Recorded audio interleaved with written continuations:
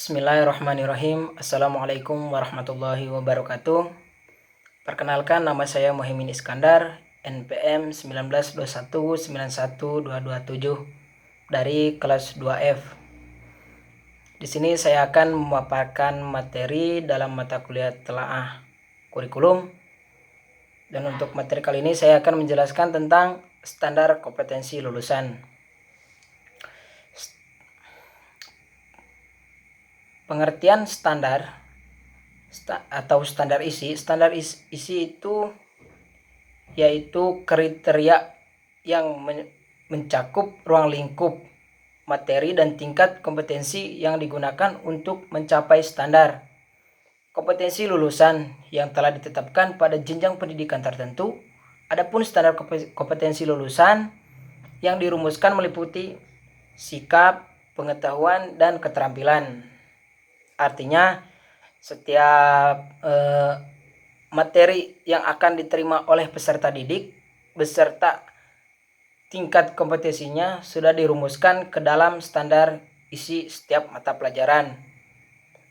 Jadi maksud dari atau tujuan dari standar isi itu sendiri bertujuan untuk meningkatkan kualitas pendidikan melalui pengembangan potensi peserta didik yang sejalan dengan perkembangan ilmu, pengetahuan, kemajuan teknologi, seni, dan budaya, sehingga diharapkan bisa mencapai tujuan pendidikan nasional. Nah, untuk tujuan dalam standar isi ini maksudnya yaitu jadi si peserta didik itu tidak hanya diam, jadi mereka juga tahu tujuan dari ini apa, dan mereka nggak terlalu seperti orang diam gitu, jadi mereka juga berikhtiar.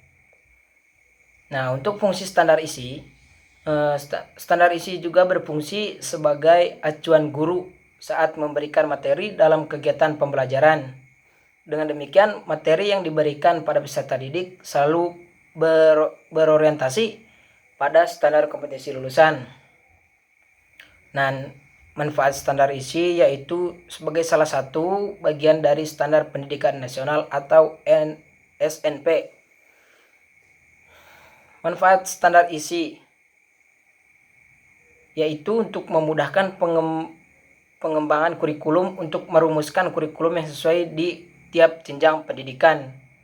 Dan ada juga penyusun standar isi untuk pendidikan dasar dan menengah terdiri dari dua hal, yaitu tingkat kompetensi dan kompetensi inti.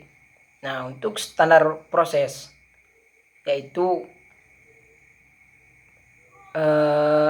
menurut Peraturan Menteri Pendidikan dan Kebudayaan Nomor 22 Tahun 2016 Pasal 1 Ayat 1 menyatakan bahwa standar proses adalah kriteria mengenai pelaksanaan pembelajaran pada satuan pendidikan dasar dan satuan pendidikan kompetensi lulusan.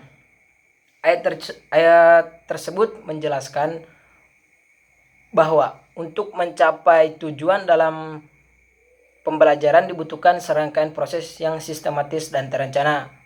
B. Ada tujuan dari tadi standar proses, yaitu yang pertama untuk memudahkan guru dalam membuat perencanaan di sekolah, baik perencanaan semester ataupun tahunan.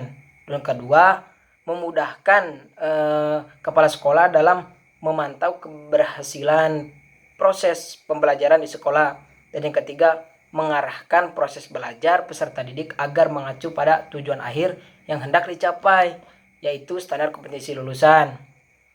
Dan untuk fungsi standar proses ada 4, yaitu yang pertama itu ada mengendalikan proses pendidikan yang berjalan melalui pembelajaran. Yang kedua ada meningkatkan mutu atau kualitas pendidikan.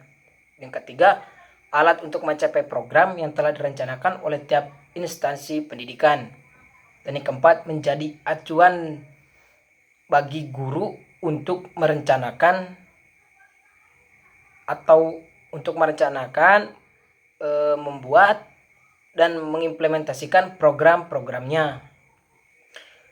Manfaat standar proses pada intinya mungkin bisa memberikan manfaat yang cukup signifikan pada pembelajaran, yaitu pembelajaran yang dilakukan oleh guru selalu terarah, efektif, dan efisien, sehingga peserta didik bisa lebih mudah dalam mengimplementasikan ilmu yang didapatkannya.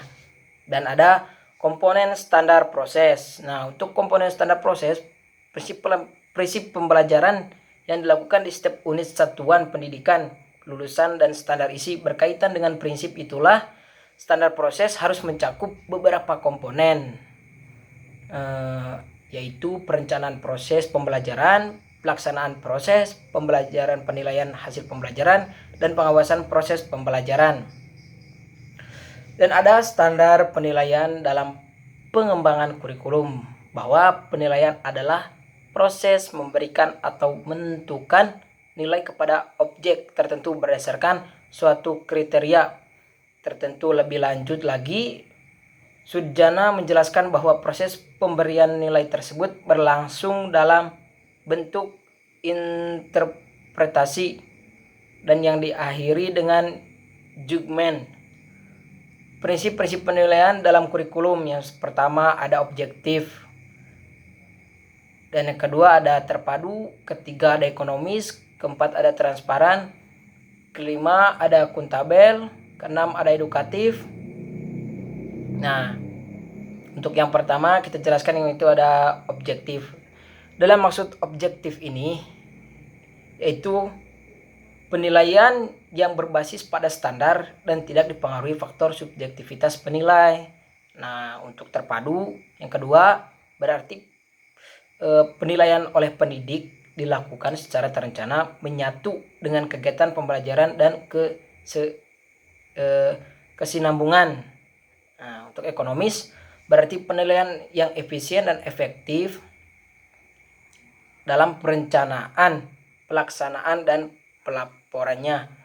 Yang keempat, transparan berarti prosedur penilaian, kriteria penilaian, dan dasar pengambilan keputusan dalam diakses oleh semua pihak. Dan yang kelima ada akuntabel berarti penilaian dapat ditanggungjawabkan kepada pihak internal sekolah maupun eksternal untuk aspek teknik, prosedur, dan hasilnya. Dan yang keenam edukatif berarti mendidik dan memotivasi peserta didik dan guru. Nah, mungkin sedikit kesimpulan dari saya, di mana tadi dalam materi ini jelaskan masih sama, di mana ketika seorang peserta didik itu lebih aktif supaya dapat mengetahui, apalagi dalam keadaan seperti ini, peserta didik wajib harus tahu gimana ketika kita caranya belajar online, segalanya. Jadi intinya kita harus bisa mengetahui dan jangan cuma diam saja, dalam arti belajar.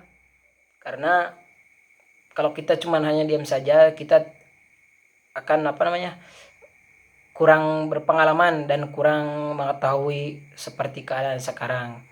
Mungkin sekian yang bisa saya sampaikan. Mohon maaf bila banyak kesalahan, kekurangan. Wabillahi taufiq wal hidayah. Wassalamualaikum warahmatullahi wabarakatuh.